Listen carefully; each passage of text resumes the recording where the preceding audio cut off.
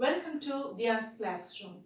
In today's lesson, we are going to talk about LPG system, that is the new Indian economic policy in 1991. If you have not watched the previous videos 34, 35 and 36, do watch and then come back to this video.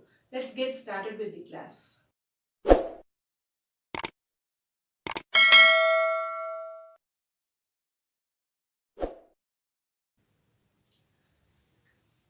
LPG system, it's not liquefied petroleum gas. L refers to liberalization, P refers to privatization and G refers to globalization.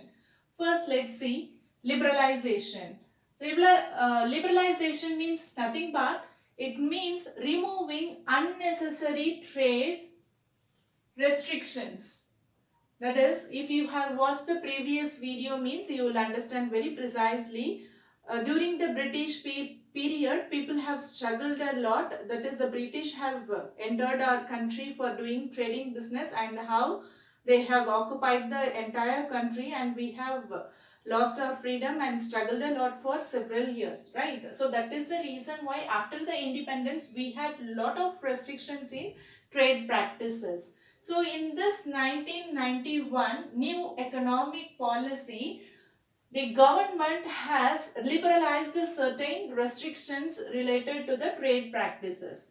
It means removing unnecessary trade restrictions and making the economy more competitive, like as freedom of production, expansion of industries. So can you understand the restrictions has been removed in this liberalization and the economy should be developed. So how the economy will be developed? We know very well our country's economy backbone is agriculture. 70 to 75% of the economy occupied by agriculture only. So agriculture is the backbone of our country's economy. But slowly it is going down. But apart from agricultural industries, other industries also playing a vital role in order to improve the country's economy.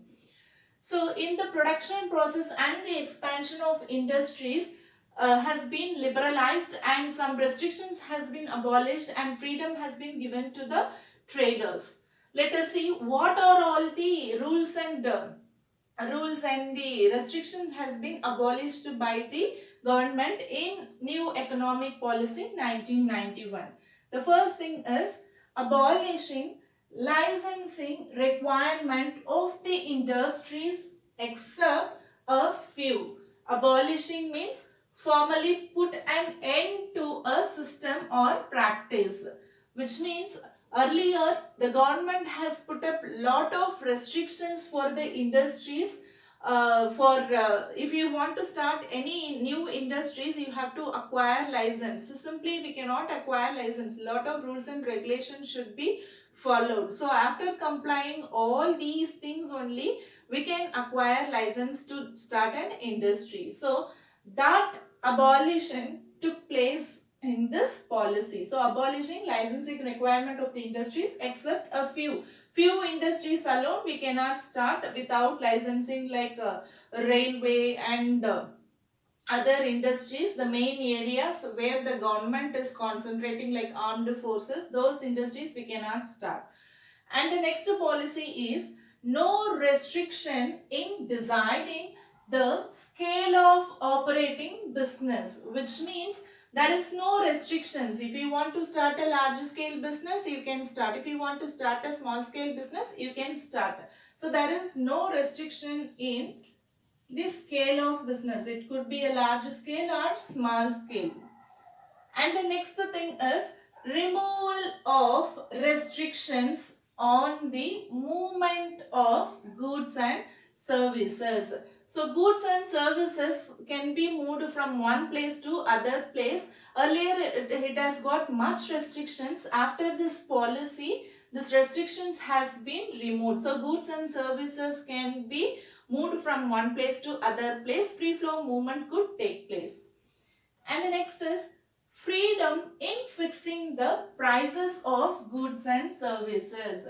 So price of the goods could be fixed by the producer. Earlier, lot of restrictions by the government. So as per the guidance of the government only, the price of the product should be fixed. So after this new economic policy, this also has been removed. So people has got, that is the producers has got freedom to fix the price for their goods what they are producing.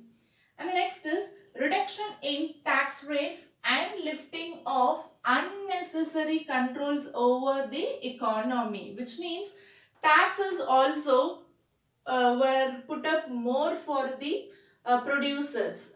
If we collect more tax from the producers, do you think the producer will involve in the production process? How the country's economy will grow? So the country's economy will grow because of the industries only. So that is what after the independence government understood. If the industries are not developing, the country's economy is not going to develop. So after understanding that only, government has brought this new economic policy in 1991. If we are not liberalizing certain things, industry people will not grow and new industrialists will not come up in the economy. The growth of the economy will not increase. So after understanding these things, government has imposed all these things.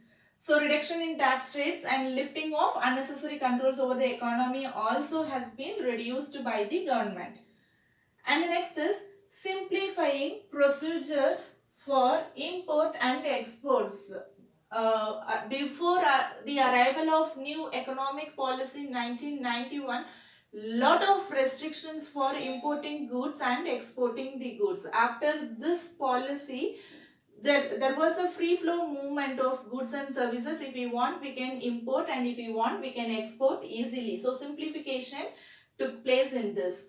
And the next is making it easier to attract foreign capital and technology to India. So foreign capital also has been encouraged by this industrial policy. People had afraid of encouraging the foreign capital, that is foreign people, because already we have suffered a lot, right? So after 1991, the government has encouraged the foreign capital also to our country, and technology to India also has been shared. So these are all the policies brought under liberalization under the new economic policy 1991.